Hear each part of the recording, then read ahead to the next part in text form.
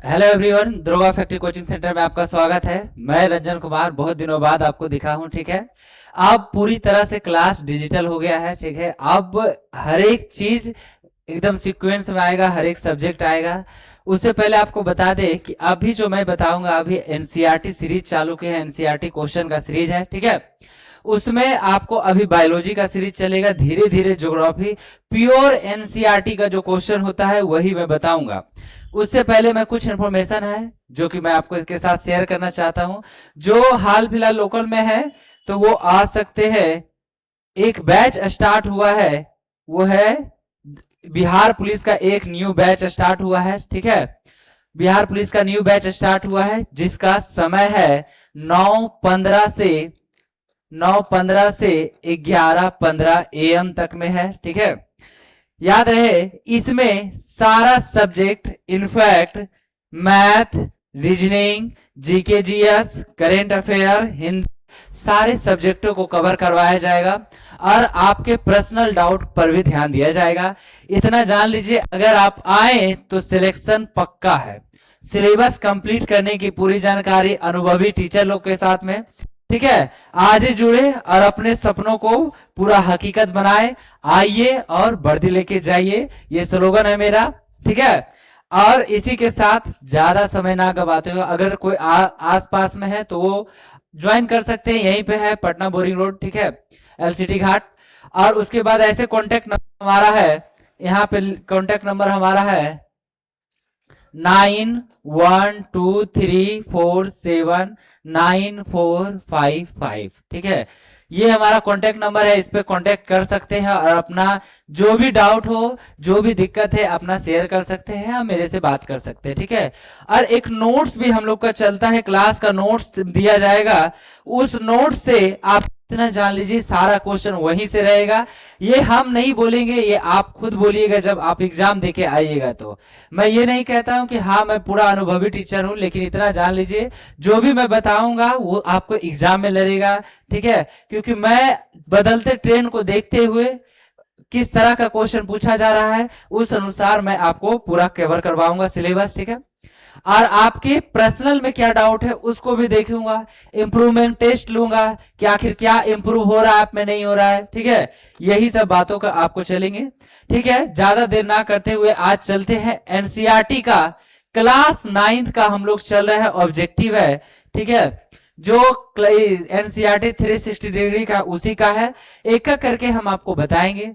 फिर थ्योरी का क्लास अलग से चलेगा, वो हम डालेंगे वीडियो उसमें। आइए, एक बायोलॉजी का है क्वेश्चन, बायोलॉजी का है, उसको हम लेके चलते हैं। ठीक है, चलिए जीवन की मूलभूत इकाई के बारे में पहला, ये चैप्टर नंबर 5 है। ये आपका है एनसीईआरटी का, एनसीईआरटी 9th क्लास का साइंस है। एनसीईआरटी 9th क्लास का साइंस है, उसी का ऑब्जेक्टिव चल रहा है ये अभी। ठीक है, जिसमें से अभी आज जो है वो बायोलॉजी का है। ठीक है, बायोलॉजी सब्जेक्ट को हम उठा के लेके चल रहे हैं, जिसमें से मेन चैप्टर है आपका सेल, इसको कह सकते हैं मूलभूत इकाई, मतलब सेल चैप्टर को आज हम लेके चल रहे हैं। ठीक है, अब इसी के साथ आगे स्टार्ट करते हैं। ठीक है, एक एक करके आपको बताएंगे, उससे रिलेटेड जो थ्योरी होगा वो हम आपको दिखाएंगे। ठीक है, आइए तो आगे चलते हैं हम लोग देर ना करते हुए। तो चलिए, पहला क्वेश्चन है आपका कि रॉबर्ट हुक ने कोशिका को कब स्वनिर्मित सूक्ष्मदर्शी से देखा था।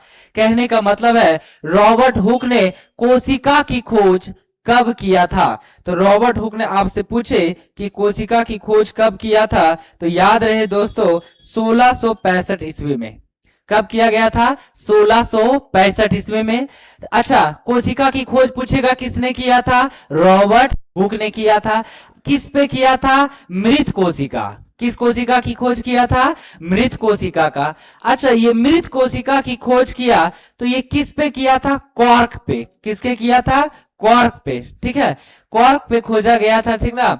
अगर पूछेगा कि जीवित कोशिका की खोज किसने किया था, तो जीवित कोशिका की खोज आपका किया था ल्यूवेन हॉक ने। किसने किया था? ल्यूवेन हॉक ने किया था। याद रहे तो याद रखिएगा। तो पूछ रहा है क्वेश्चन कि बताइए रॉबर्ट हुक ने कोशिका की खोज कब किया था आपका 1665 में। ठीक है, नेक्स्ट आपका अगला क्वेश्चन चलते हैं। अगला है निम्न में से सबसे पहले किसने कोशिका को देखा था। कोशिका को सबसे पहले किसने देखा था, तो वही बात हो गया, आखिर कोशिका की खोज किसने किया था भैया, रॉबर्ट हुक ने। कोशिका की खोज किसने, रॉबर्ट हुक ने। कब किया, 1665 में। एक का क्वेश्चन याद रखना है, एनसीईआरटी का क्वेश्चन से ही आपका चाहे दरोगा हो, बिहार पुलिस हो, बीपीएससी हो, बीएसएससी हो, सारा में आपको एनसीईआरटी का ही क्वेश्चन पूछेगा। और कूट वाला क्वेश्चन एनसीईआरटी में स्टेटमेंट बेस्ड क्वेश्चन रहेगा। हम आपको स्टेटमेंट बेस्ड क्वेश्चन कैसे सॉल्व करते हैं वो भी बताएंगे। ठीक है, चलते हैं। अब आइए अगला क्वेश्चन है आपका कि जीवित कोशिका की खोज किसने किया। अभी जस्ट आपको बताए थे कि जीवित कोशिका जिसको हम लोग कहते हैं जीवाणु, जिसको हम लोग क्या बोलते हैं, जीवाणु। जीवाणु का खोज किसने किया, ल्यूवेनहॉक ने। किसने मेरे दोस्तों, तो ल्यूवेनहॉक ने खोज किया था। ठीक है, तो जीवित कोशिका की खोज किसने किया, ल्यूवेनहॉक ने। अगला क्वेश्चन चलते हैं हम लोग। अगला है कोशिका में केंद्रक की खोज किसने किया था। याद रहे, केंद्र की, कोशिका में केंद्रक की खोज किसने किया था, रॉबर्ट ब्राउन साहब ने। कोशिका में, अच्छा आप बता देते, थोड़ा सा इंट्रोडक्शन दे देते। ये होता है कोशिका, इसके अंदर पाया जाता है केंद्रक। ठीक है, कोशिका, कोशिका के बाहर एक, बाहर सबसे बाहरी एक झिल्ली होती है जिसको बोलते हैं हम लोग कोशिका भित्ति, सेल वॉल। कोशिका, जिसको बोलते हैं कोशिका भित्ति। ठीक है, और इसको बोलते हैं, अंदर वाले झिल्ली को बोलते हैं कोशिका झिल्ली, सेल मेम्ब्रेन। बाहर वाले को सेल वॉल बोलते हैं, अंदर वाले को सेल मेम्ब्रेन बोलते हैं दोस्तों। ठीक है, अच्छा कोशिका के अंदर एक लिक्विड भरा हुआ रहता है, लिक्विड भरा हुआ रहता है। इस लिक्विड का नाम क्या है, इस लिक्विड का नाम है, एक लिक्विड भरा हुआ रहता है, इस तरह से लिक्विड भरा होता है। इस लिक्विड का नाम है आपका कोशिका द्रव, कोशिका द्रव, जिसको साइटोप्लाज्म कहते हैं। ठीक है, और ये आपका, इसके अंदर है आपका केंद्रक, ये है केंद्रक, इसको हम लोग बोलते हैं क्या चीज, केंद्रक। ये है केंद्रक, और केंद्रक के अंदर भी एक द्रव भरा हुआ रहता है, इसको हम लोग क्या बोलते हैं, केंद्रक द्रव। इसे कहा जाता है केंद्रक द्रव। और आपको बता दे दोस्तों कि इसके अंदर जो है एक बहुत सारा ऑर्गन पाया जाता है, ऑर्गन मतलब अंग पाया जाता है, जिसको हम लोग बोलते हैं कोशिकांग, जिसको हम लोग क्या बोलते हैं, कोशिकांग। इसी तरह से ये चैप्टर है आपका। ठीक है, अब अगला क्वेश्चन आइए, कह रहा कोशिका में केंद्रक की खोज रॉबर्ट ब्राउन ने कब की। एनसीईआरटी का पहले नहीं पूछता था, लेकिन अब जो ट्रेंड चेंज हुआ है, अब सब कुछ का इसमें पूछने लगा है। तो याद रहे 1831 में। कब खोज किया गया था, 1831 में खोज किया गया था। 1831 में आखिर केंद्रक की खोज किसने किया था, रॉबर्ट ब्राउन ने। तब पूछेगा केंद्रक की खोज किसने किया था, रॉबर्ट ब्राउन। अगला क्वेश्चन आइएगा, अगला क्वेश्चन है निम्नलिखित में से किसने जीव द्रव की खोज किया। जीव द्रव को इंग्लिश में बोलते हैं प्रोटोप्लाज्म, जीव द्रव को इंग्लिश में बोलते हैं प्रोटोप्लाज्म। अच्छा एक पूछा था दरोगा में ही, मेंस का क्वेश्चन था, स्टेटमेंट में, मतलब स्टेटमेंट में नहीं था, कूट में, इनमें से जीव द्रव किसको किसको कहते हैं। याद रखिएगा दोस्तों, एक आपका कोशिका द्रव, कोशिका द्रव अभी जस्ट आपको बताए थे किसे कहते हैं, कोशिका द्रव, और केंद्रक द्रव, और कोशिकांग यानी कि सेल ऑर्गन, तीनों मिला के जो आपका बनेगा, इसी को हम लोग कहते हैं हमारा क्या चीज, जीव द्रव, प्रोटोप्लाज्म। एक बात ध्यान रखिएगा, अगर तीनों में से एक भी मिस होता है तो उसको नहीं कहेंगे, तीनों का तीनों होना चाहिए, कोशिका द्रव, केंद्रक द्रव, और क्या होना चाहिए, कोशिकांग, तीनों होगा तो इसी को हम लोग कहते हैं जीव द्रव। और जीव द्रव की खोज किसने किया आपका, तो पुरकिंजे ने। किसने किया था, पुरकिंजे। पूछेगा आपसे कि जीव द्रव का नामकरण किसने किया था, नामकरण किसने किया था? तो डुजार्डिन ने। नामकरण किसने किया था? डुजार्डिन। खोज किसने किया था? पुरकिंजे ने। ठीक है, चलिए आगे चलते हैं। अगला है आपका सवाल कि कोशिका सिद्धांत निम्नलिखित में से किस वैज्ञानिक ने दिया था? कोशिका सिद्धांत किसने दिया था? स्लाइडेन और स्वान। किसने दिए थे? स्लाइडेन और स्वान। दो वैज्ञानिक थे, एक जंतु शास्त्री और एक वनस्पति शास्त्री। एक जंतु शास्त्री और एक वनस्पति शास्त्री थे। ये दोनों मिलकर कोशिका सिद्धांत सेल थ्योरी दिए थे। ठीक है, तो पूछेगा सेल थ्योरी किसने दिए थे? स्लाइडेन और स्वान। आगे आइए, आगे अगला है, आप देखिए स्टेटमेंट का क्वेश्चन है, ध्यान से देखिएगा।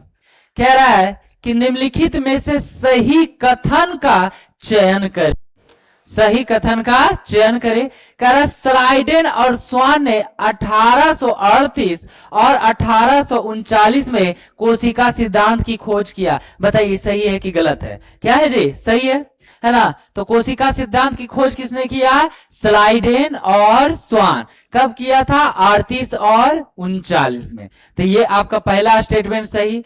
कोशिका सिद्धांत के अनुसार सभी पौधे जंतु कोशिकाओं से बने होते हैं। सही बात है। जितना भी संसार में जीव जंतु है, पेड़ पौधा, सब किससे बना हुआ है? कोशिका से। किससे बना हुआ है? कोशिका। और कोशिका थ्योरी किसने दिया? स्लाइडेन और स्वान। दूसरा स्टेटमेंट भी सही। अब कह रहा है कोशिका जीवन की मूलभूत इकाई है। चैप्टर का नाम ही था मूलभूत इकाई, जीवन की मूलभूत इकाई। और कैसे कहते हैं जीवन की मूलभूत इकाई? कोशिका। कोशिका की खोज किसने किया? रॉबर्ट हुक ने। किसने किया था? Robert Hooke. कब किया था? 1665 में। ठीक है, तो इसमें सारा का सारा स्टेटमेंट सही हुआ। स्लाइडेन स्वान ने किए थे। कोशिका सिद्धांत के अनुसार सभी पौधे जंतु कोशिका के बने होते हैं। कोशिका जीवन के मूलभूत इकाई है। ये सारा सही है भैया। आगे चलते हैं मेरे दोस्तों। चलिए चचा आगे चलते हैं। किसने कहा था कोशिकाएं पूर्ववर्ती कोशिकाओं से बनती है? कहने का मतलब अगर कोई नई कोशिका बना हुआ है तो आखिर वो कैसे बना है? वो बना है वहां पे पहले से एगो कोशिका होगा, वो डेड हो गया, उसी पर एगो नया कोशिका बन गया। तो कहने का मतलब जो भी नई कोशिका का निर्माण होता है पहले से मौजूद कोशिका पर ही होता है। किसने कहा था आपका? तो बिरचौ साहब ने। किसने कहे थे आपके? बिरचौ साहब ने। ठीक है, कि कोशिका का निर्माण पहले से मौजूद कोशिका पे होता है। किसने कहे? बिरचौ। अगला है, अगला सवाल है इनमें से कौन एक कोशिकीय जीव है? इनमें से कौन एक कोशिकीय? सारा उपर्युक्त सभी, क्लेमाइडोमोनास, अमीबा, पैरामीशियम, बैक्टीरिया, ये सारा कैसा है? एक कोशिकीय। बताइए जीव दो प्रकार, एक होता है हमारा एक कोशिकीय जीव और एक हमारा होता है क्या चीज भैया? बहुकोशिकीय। जितना भी पेड़ पौधा देखते हैं, जंतु देखते हैं, जानवर देखते हैं, सब आपका क्या है? बहुकोशिकीय। सब क्या है? बहुकोशिकीय है। एक मिनट, थोड़ा सा बैक हो गया, माफी चाहेंगे।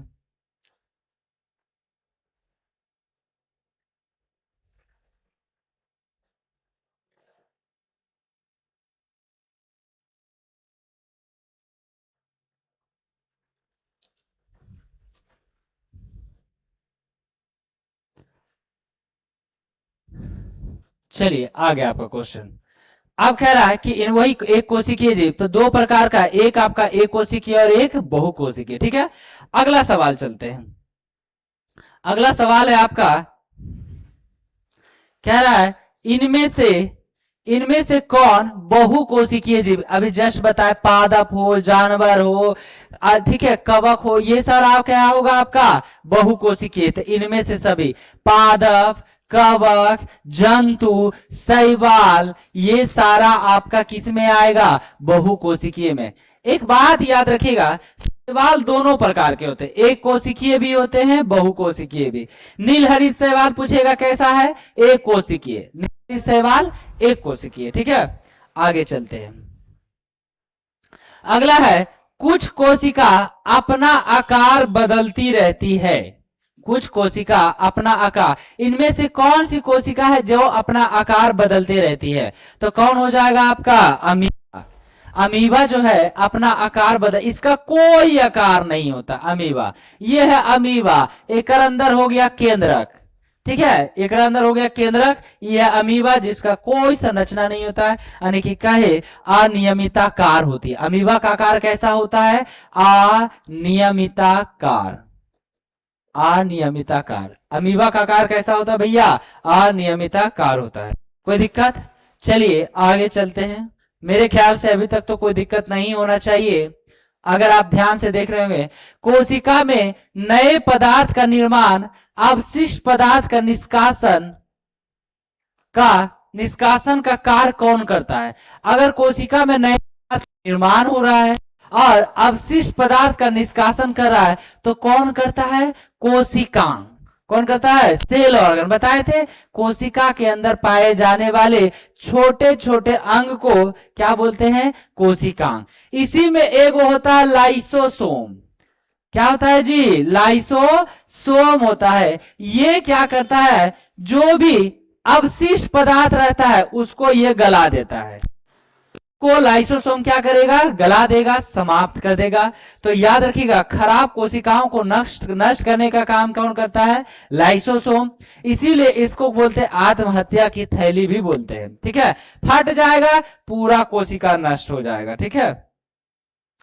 अगला सवाल है आपका, कह रहा है कोशिका के अंदर होने वाले समस्त क्रियाकलाप तथा उसकी बाह्य पर्यावरण से पारस्परिक क्रिया किस गुण के कारण होता है? ठीक है, आपका कहने का मतलब आखिर कौन कौन सी ऐसी संरचना है जिसके कारण उसका क्रियाकलाप होगा, उसका बाह्य पर्यावरण से रक्षा होगा। पर्यावरण से रक्षा कैसे होगा? ये सब में मदद कौन कौन करेगा? कोशिका द्रव करेगा, प्लाज्मा झिल्ली करेगा और केंद्रक, ये सभी का सभी करेगा।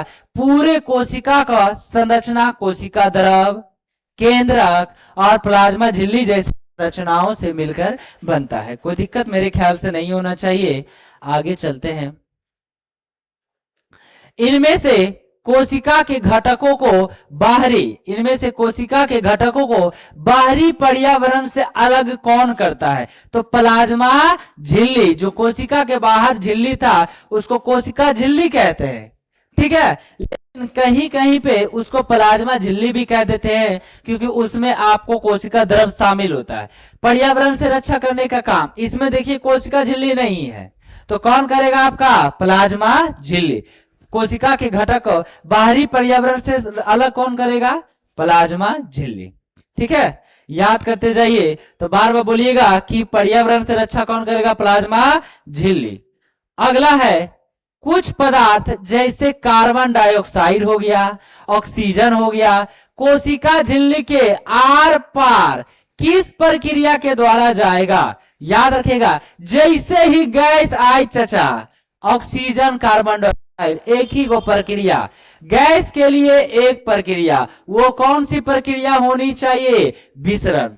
द्रव पूछेगा तो एक ही को प्रक्रिया, कौन सा? परासरण। कौन सा प्रक्रिया? परासरण। परासरण और विसरण में एक ही अंतर, इसमें अर्ध पारगम झिल्ली होगा।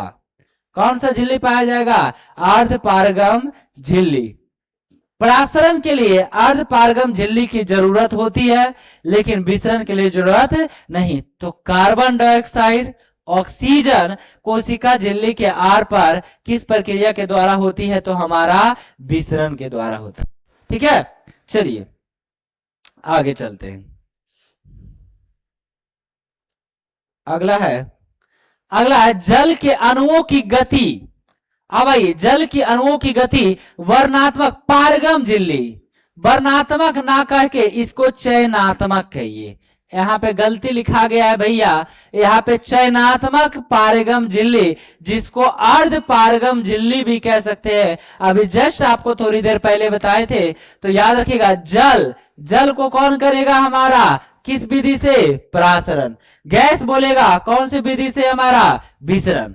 गैस कार्बन डाइऑक्साइड हो, ऑक्सीजन हो, कौन सा? विसरण, ठीक है। आगे चलते हैं। कह रहा है यदि हम किसी जंतु कोशिका अथवा पादप कोशिका को शक्कर यानी कि चीनी में या नमक में विलयन में रखेंगे तो क्या होगा। आप देखिए कोशिका क्या होगा, फूलने लग जाएगा। जैसे रखिएगा, चीनी में रखिए, नमक में रखिए, कोशिका क्या हो जाएगा, फूल जाएगा। सही बात भैया। कोशिका के माप में कोई परिवर्तन नहीं होगा। देखिए फूलेगा जरूर लेकिन उसके माप में कोई चेंज नहीं होगा। अब भाई कोशिका सिकुड़ जाएगी, वो भी हो सकता है। फूला हुआ कोशिका सिकुड़ जाएगा, सिकुड़ा हुआ कोशिका फूल जाएगा, दोनों बात हो सकती है। उसका माप में अगर एक होता है संतृप्त विलयन, अति संतृप्त विलयन, अति संतृप्त विलयन में डाल दीजिएगा तो कुछ नहीं होगा, उसके माप में कोई चेंज नहीं। असंतृप्त विलयन में फूल जाएगा, अति संतृप्त में कुछ नहीं होगा, और संतृप्त में क्या हो जाएगा, सिर सिकुड़ जाएगा। इस तरह का होता है चार को। ठीक है, बताएंगे आगे, आगे भी चलेगा जब आपको केमिस्ट्री और फिजिक्स, तो उसमें आपको बताएंगे। अब कह रहा है अधिकांश पादप कोशिका जल ग्रहण करती है। काहे भाग जा रहा है जी। आइए, कह रहा अधिकांश पादप कोशिकाएं जल ग्रहण करते हैं। किससे जल अब फिर आया, जल की बात आया। कौन सी प्रक्रिया भैया, परासरण। अभी जस्ट बताएं, जल का कौन सी प्रक्रिया, परासरण। याद हो गया होगा मेरे ख्याल से आपको। आप कह रहा है प्लाज्मा झिल्ली, प्लाज्मा झिल्ली लचीली होती है, माने मुलायम होती है। आखिर लचीली मुलायम होती है और ये बनी होती है किसकी, तो प्लाज्मा झिल्ली जो बनी होती है लिपिड का और किसका, प्रोटीन। लिपिड और प्रोटीन, जिसको संयुक्त रूप से हम लोग कहते हैं लिपोप्रोटीन। तो पूछेगा प्लाज्मा झिल्ली किसका बना होता है, लिपोप्रोटीन। लिपो का मतलब लिपिड, वसा, प्रोटीन का मतलब प्रोटीन, दो चीज से मिलकर बना होता है। प्लाज्मा झिल्ली लिपिड और किससे, प्रोटीन से बना होता है। ठीक है, आगे चलिए। आगे कह रहा है प्लाज्मा झिल्ली की रचना हम केवल देख सकते हैं।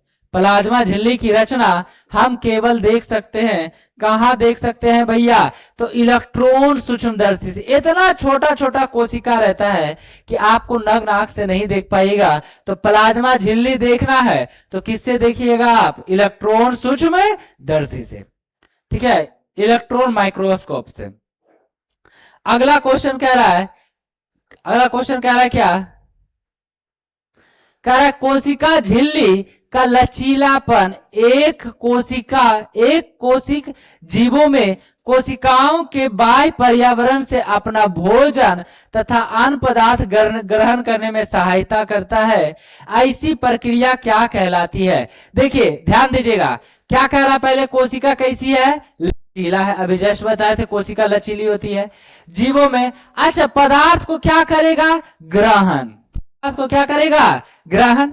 तो ग्रहण का मतलब इन, ग्रहण का मतलब इन, ग्रहण का मतलब हो गया इन। तो याद रखिएगा इंडोसाइटोसिस, इसीलिए इसको इन करेगा। क्या कर रहा है, ग्रहण। ग्रहण कर रहा है मतलब अंदर ले रहा है, अंदर करने का मतलब इन का मतलब इंडोसाइटोसिस। इसकी प्रक्रिया को हम लोग क्या बोलते हैं, इंडोसाइटोसिस बोलते हैं। ठीक है, आगे चलते हैं। अगला क्वेश्चन, निम्नलिखित कथनों में से कौन सा सही कथन है, चयन करें। पादप कोशिका, सही कथन का चयन करने बोल रहा है। पादप कोशिकाओं में प्लाज्मा झिल्ली के अतिरिक्त कोशिका भित्ति भी होती है। आप कह रहा है कि इनमें से कौन सा सही है। ठीक है, क्या कह रहा है, प्लाज्मा झिल्ली के अतिरिक्त कोशिका भित्ति। आपको बताए थे कोशिका के बाहर एगो झिल्ली होती है जिसको बोलते हैं कोशिका भित्ति। और कोशिका भित्ति किस में पाया जाता है, पादप में, शैवाल में, कवक में। ठीक है, पादप, शैवाल, कवक, ये सब में, जीवाणु में, इस सब में पाया जाती है कोशिका भित्ति, लेकिन जंतु में नहीं पाया जाता है। तो पादप कोशिका में पाया जाता है, हाँ जी पाया जाता है। ठीक, दूसरा कह रहा है पादप कोशिका भित्ति मुख्यतः सेलुलोज की बनी होती है। सही बात। पूछेगा पादप की कोशिका भित्ति किसकी बनी होती है, सेलुलोज की। ठीक है, सेलुलोज एक बहुत जटिल पदार्थ है। देखिए ग्लूकोज का जटिल संरचना क्या कहलाता है? हमारा सेलुलोज। ग्लूकोज का जटिल संरचना क्या कहलाता है दोस्तों? सेलुलोज कहलाता है। और यह पौधों को संरचना देने, हम लोग के लिए ग्लूकोज क्यों है? दृढ़ता देगा, संरचना देगा, एनर्जी देगा, पावर देगा, ये सब। तो सारा का सारा आपका स्टेटमेंट सही है। ठीक है, आगे चलते हैं। अब कह रहा है निम्नलिखित में से कौन सही कथन का चयन करे। ठीक है, अब कह रहा है केंद्रक के चारों ओर दोहरे परत एक स्तर पर होता है जिसे केंद्रक झिल्ली। देखिए ये हो गया कोशिका, इसके अंदर केंद्रक, कोशिका के बाहर, कोशिका सबसे बाहर कोशिका भित्ति, इसको कोशिका झिल्ली, इसको केंद्रक बोलते हैं। इसको अंदर वाले को क्या बोलते हैं? केंद्रक। केंद्रक जो झिल्लिया से घिरा हुआ है, उस झिल्ली को ही हम लोग बोलते हैं क्या चीज? केंद्रक झिल्ली। क्या बोलते हैं इसको? केंद्रक झिल्ली। तो पहला हमारा क्या है जी? सही है। ठीक है, अब आइए दूसरा कह रहा केंद्रक झिल्ली छोटे छोटे छिद्र होते हैं। देखिए जब कोशिका द्रव से कोई चीज आना रहता है तो किसके जाता है? केंद्रक झिल्ली के द्वारा केंद्रक के अंदर जाता है। ठीक है, केंद्रक झिल्ली के द्वारा केंद्रक के अंदर। तो मतलब ये भी सही है, झिल्ली में छेद होता है, चारों ओर दोहरी परत होता है। पूछेगा केंद्रक झिल्ली कैसी परत होती है? दोहरी। ठीक है, आगे बताएंगे और डिटेल क्लास में जब। अगला सवाल है दोस्तों मेरे, निम्नलिखित कथनों में से सही कथन का चयन करिए। ठीक है, अब कह रहा है केंद्रक में क्रोमोसोम होते हैं, सही बात।